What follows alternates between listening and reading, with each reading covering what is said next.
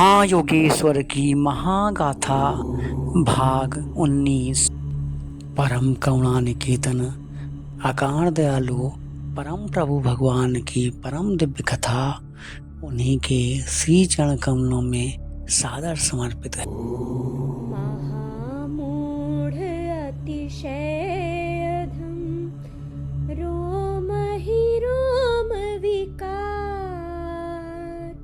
प्रभु जी मेरी चाकरी कर लेना स्वीकार कर लेना स्वीकार। आनंद कंद परम प्रभु भगवान योगिराज श्री हरिहरानंद जी महाराज पर अपनी अहेतुकी कृपा वर्षा करने के उपरांत उनको अपने श्री चरण कमलों के साथ ले लिए नर्मदा की परिक्रमा करते हुए आनंद कंद श्री परम प्रभु भगवान एक स्थान पर ठहर गए। वहाँ पर एक महात्मा गुफा में समाधि लगाकर बैठे थे। बाद में वर्षा ऋतु आने पर बाढ़ आ गई और गुफा से बहुत ऊंचाई तक पानी चढ़ गया था। आनंद कंद श्री परम प्रभु भगवान योगिराज श्री हरिहरानंद जी महाराज से बोले, बेटा जाओ जल में गोता लगाकर उस गुफा में महात्मा के दर्शन करके आओ। जैसी आज्ञा नाथ जी। आज्ञा पाते ही योगिराज श्री हरिहरानंद जी महाराज ने बाढ़ के जल में गोता लगाया और देखा इस बाढ़ के जल में सब कुछ बह गया, परंतु महात्मा का शरीर तो बिल्कुल स्थिर है। जल के भीतर समाधिस्थ उस महात्मा को देखकर योगिराज श्री हरिहरानंद जी महाराज आनंद कंद श्री परम प्रभु भगवान के पास आ गए।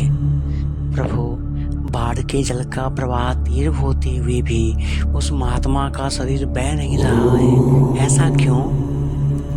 क्योंकि ब्रह्मरंध्र समाधि में अवस्थित योगी के शरीर को जल भी बहा कर नहीं ले जा सकता। यही देखने के लिए मैंने तुम्हें वहां भेजा था। भ्रमण करते हुए आनंद कंद श्री परम प्रभु भगवान पटना पहुँचे। आनंद कंद श्री परम प्रभु भगवान की कीर्ति सुनकर श्याम नारायण नाम के प्रसिद्ध वकील बड़े प्रेम से श्री चरण कमलों को अपने स्थान पर ले आए। उनकी श्रद्धा इतनी बढ़ी कि श्री चरणों की सेवा में रहने के लिए कुछ दिनों के लिए कचहरी जाना बंद कर दिया।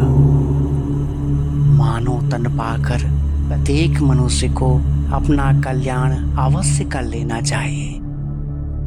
आनंद कंद श्री परम प्रभु भगवान श्याम नारायण वकील को आत्म कल्याण हेतु उपदेश दे ही रहे थे कि वहाँ एक बूढ़ा आदमी रोता हुआ आया।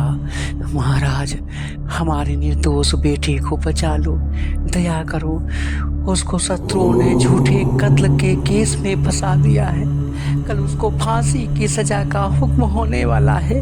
महाराज, मैं आपके चरण पकड़ता हूँ, बचा लो नाथ।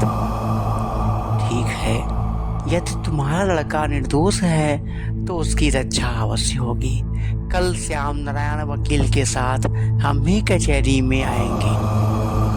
जब आनंद कंद श्री परम प्रभु भगवान श्याम नारायण वकील के साथ अदालत पहुँचे तो जज ने श्री चरण कमलों में साष्टांग दंडवत प्रणाम किया और आनंद कंद श्री परम प्रभु भगवान को अपने पास कुर्सी लगवा कर बैठा लिया। तभी एक पुरोहित हाथ में पत्र लेकर जज को देने के लिए आया। जब पुरोहित का शरीर श्री प्रभु जी से छूने लगा तो आनंद कंद श्री परम प्रभु भगवान ने पुरोहित को दूर रहने का संकेत किया।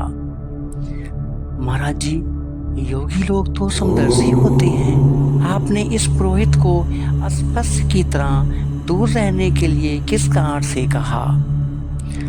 ग्रहण में महादान लेने के कारण पुरोहित जी के शरीर में कुष्ठ रोग हो गया है। क्योंकि महादान लेने में पुरोहित जी पूर्ण सक्षम नहीं थे और शास्त्रों में कुष्ठ रोगी को अस्पष्ट बताया गया है। हाँ साहब, ये सच है, मुझे कुछ स्ट्रोक है, मैं नहीं बात छिपाई थी। आनंद कंद श्री श्री परम प्रभु भगवान की बातें सत्य सिद्ध होते देखकर जज को आश्चर्य हुआ। उसने आनंद कंद श्री प्रभु भगवान के कहने से मुकदमे की पूरी जांच की तथा श्याम नारायण वकील ने भी ठोस दलील देते हुए ब्राह्मण बालक को निर्दोष सिद्ध कर दिया। पूरी जांच करने के दौरान अपराधी निर्दोष सिद्ध हुआ, इसलिए उसे आज बाइज्जत बरी किया जाता है। इस घटना के बाद हरिहर राय जज के मन में बड़ा भारी वैराग्य उत्पन्न हुआ और उन्होंने उसी समय इस्तीफा लिखकर अपने बड़े हाकिम को दे दिया तथा श्री प्रभु जी के श्री चरण कमलों में आ गया।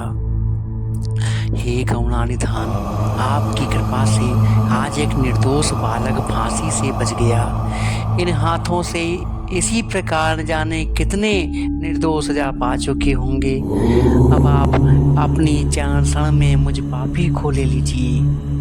यह कहकर हरिहराय जज आनंद कंद श्री प्रभु जी की स्तुति करने लगी। चरण कमल दंडवत सर्वदा पद पंकज लीन्हो लिपटाय।